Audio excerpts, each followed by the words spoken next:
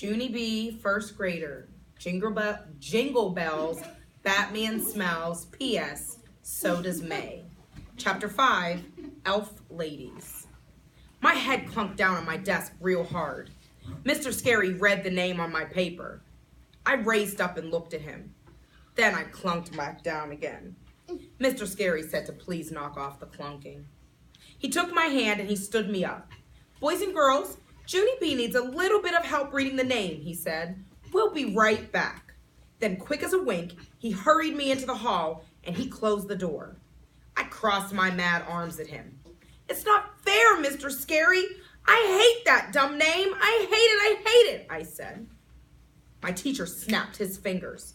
You know I don't allow that word in the classroom, Junie B. We do not hate in room 1. I looked all around myself. But I'm not hating in room 1. I am hating in the hall, I said. Mr. Scary looked at me. We don't hate in the hall either, he said. I raised my eyebrows real curious. Really? No kidding, I said. A lot of children would be surprised to hear that. Mr. Scary bent down next to me. Look, I know you and May aren't the best of friends, he said, but this is the time of peace and goodwill, remember?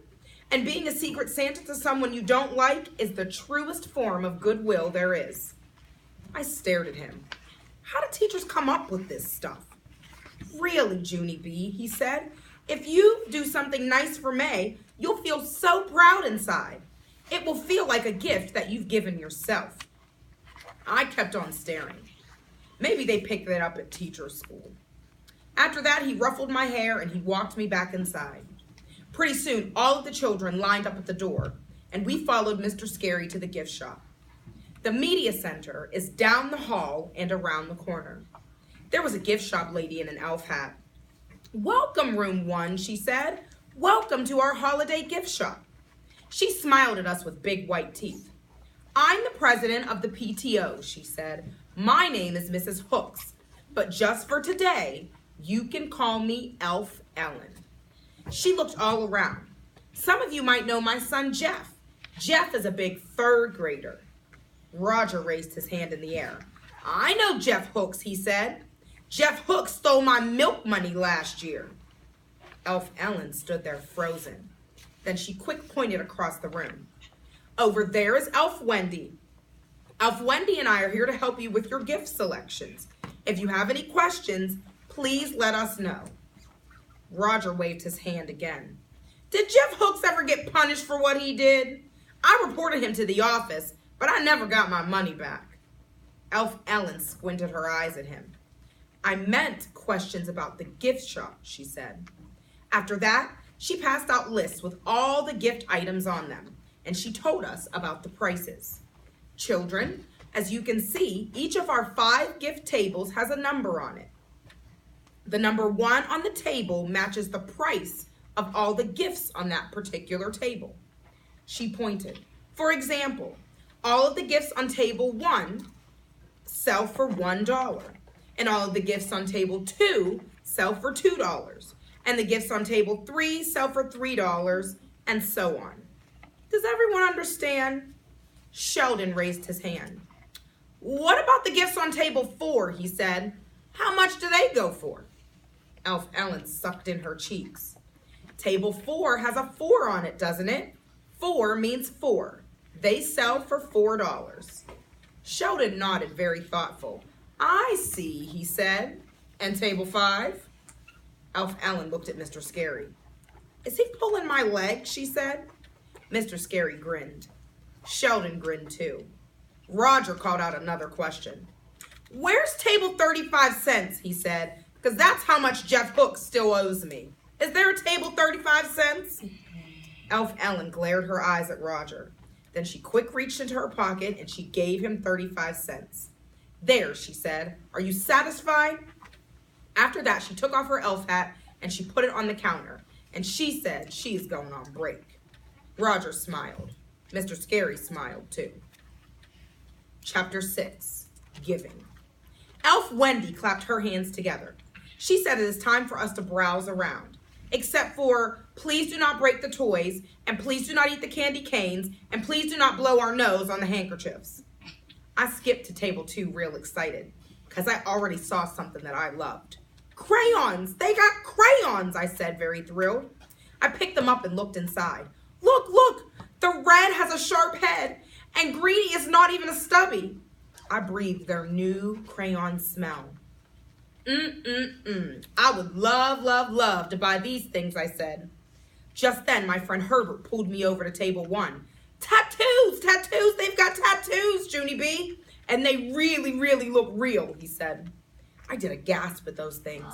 There were pirate tattoos, and dragon tattoos, and dinosaur tattoos, and kitty cat tattoos. Plus also, they had a nice variety of swamp animals. Whoa, that is all the tattoos a kid could ever dream of, I said. I would love, love, love to buy those things. Then all of a sudden, my eyes glanced over at table 3, and my whole entire mouth fell open. It was glow-in-the-dark barrettes. I've always wanted these things. Cool, said Herb. I know they are cool, Herbert, I said, because if you lose your hair in the dark, you will always be able to find it. Just then, I felt a tap on my shoulder. I spun around. It was May. You shouldn't be wanting to buy gifts for yourself, Junie Jones, she said. We're here to buy gifts for others.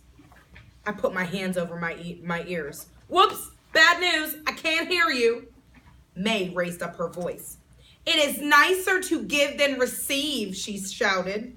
Giving is the spirit of the holiday season. I am a giver. I give and I give and I give and I give. And just then, I heard another voice. I turned to look.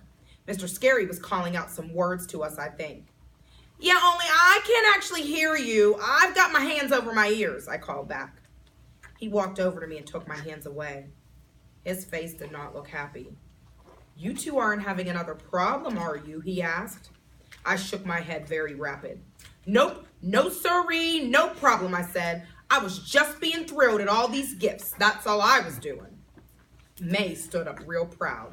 And I was just telling her to be a giver like me, she said. My mother said that some people are born to be givers and other people are born to be shellfish. She glanced her eyes at me. I stood there very puzzled.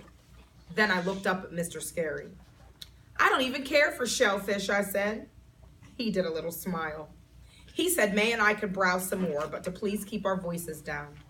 As soon as he said that, we heard the loudest noise of the day. And it's called, ha! Someone in room 1 did the giantest burp in the world. Our heads spun around to see, and we could not believe our eyeballs. Lucille! It was Lucille, we shouted. Then all of us started laughing at once. Lucille burped! She burped! She burped! We hollered again. I didn't even know rich people burped, I said. Me neither, said Sheldon. I am pleasantly surprised.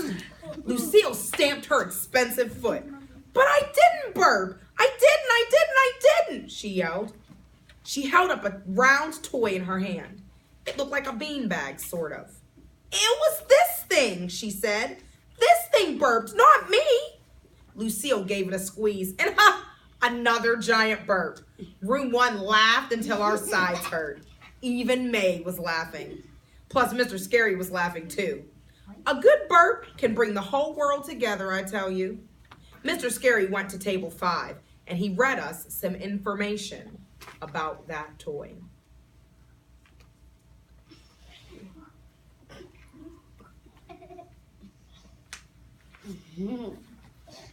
It costs $5 and it's called a squeeze-a-burp, he said. All of us clapped at that silly name. A squeeze-a-burp, we hollered. Squeeze the squeeze-a-burp again, Mr. Scary. Mr. Scary smiled, but he shook his head no and he put it back on the table. I think we've had enough burping for one day, don't you, he said. Room 1 did a groan. How can you have too much burping, said Jose.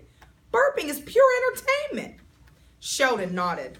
I agree. My grandpa can burp the Star-Spangled Banner, he said. I've been trying to bring him in for show and tell, but he's booked solid. I looked at Sheldon very admiring. He comes from a talented family, I think. After that, all of the children hurried to table 5, and we gathered around the squeeze-a-burps. We read the writing on one of the bags. It said, Squeeze-a-burp, world's biggest belch in a bag. That gift is genius, I said. I would love, love, love to buy that thing. Who wouldn't, said Lenny. See, said Jose, even my grandmother would love a belch in a bag. Shirley slumped her shoulders. I just wish it didn't cost $5 whole, she said.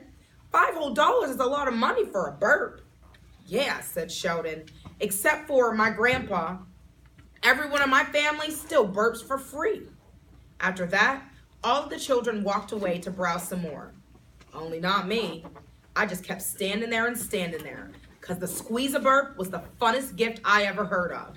And I had to have one of those things, I tell you. I just had to. Chapter 7 is called Doing the Math. But you gotta wait for tomorrow. Gotta wait for tomorrow. Yay!